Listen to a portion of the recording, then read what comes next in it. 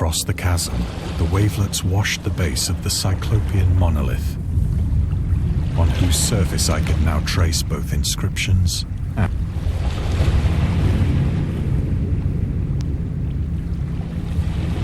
the writing was in a system of hieroglyphics unknown to me and unlike anything I'd ever seen in books,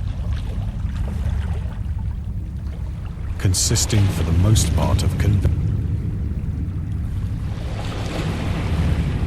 several characters obviously represented marine things which are unknown to the modern world, but whose it was the pictorial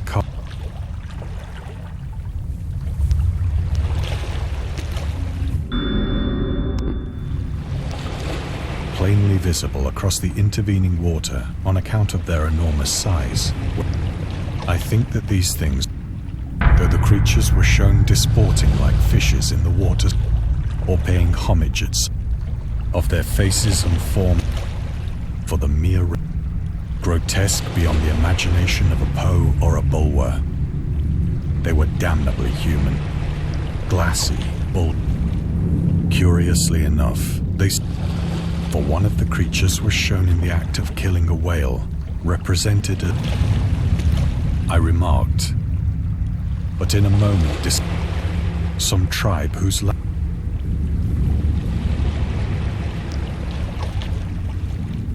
awestruck at this unexpected glimpse into a past beyond the conception of the most I stood musing. Then, suddenly, with only a slight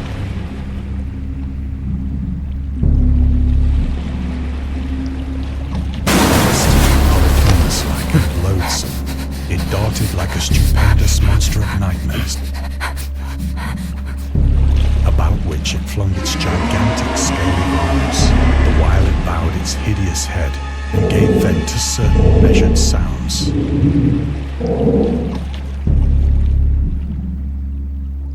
I think I went mad then.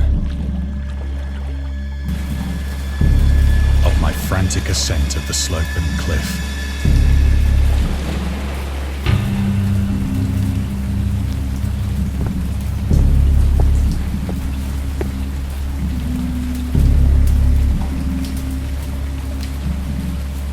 I sang a great deal and laughed oddly when I was unable to sing.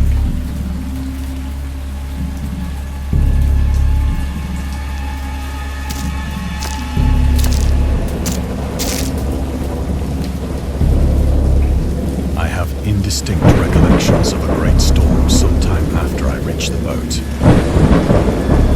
At any rate, I know that I heard pearls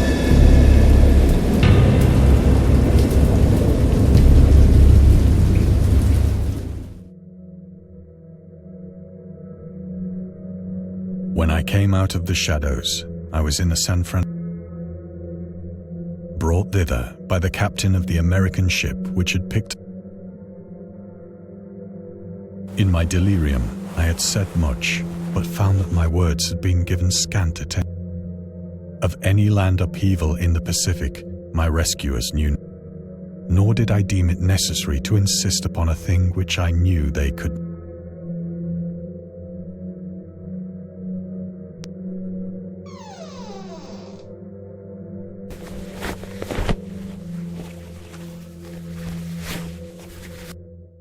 Once I sought out a celebrant and amused him with peculiar questions regarding the ancient Philistine legend of Dagon, the fish god.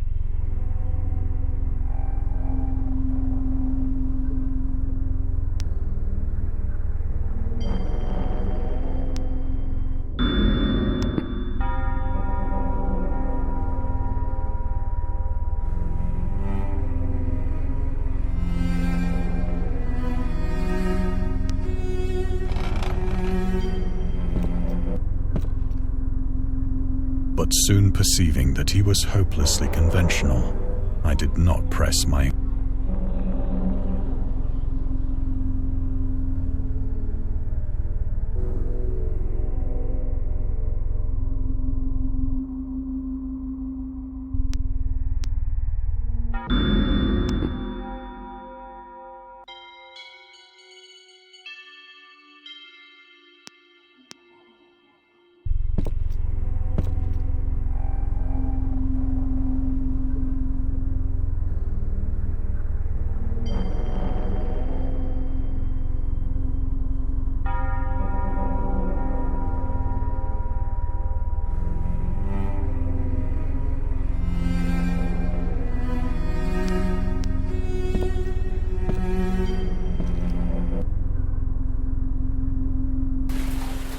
It is at night, especially when the moon is gibbous and waning, that I see the thing. I tried morphine, but the drug has given only transient surcease and has drawn me into its clutches as a hopeless slave. So now I am to end it all, having written a full account for the information or the contemptuous.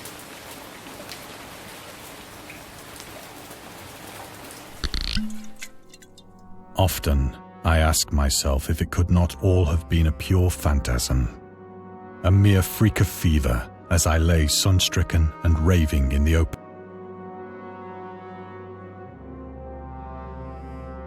This I ask myself, but ever does there come before me a hideously vivid. I cannot think of the deep sea without shuddering at the nameless things that may at this very moment be worshipping their angels. I dream of a day when they may rise,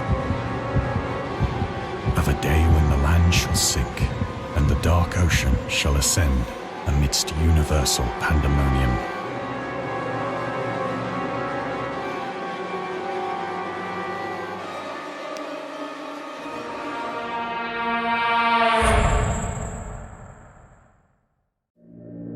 The end is near.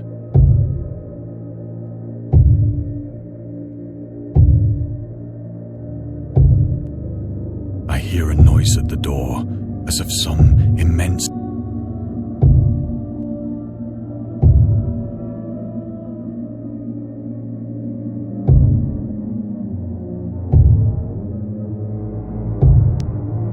It shall not find me.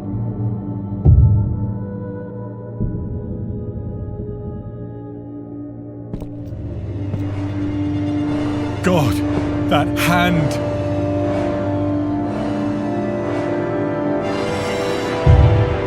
The window! The window!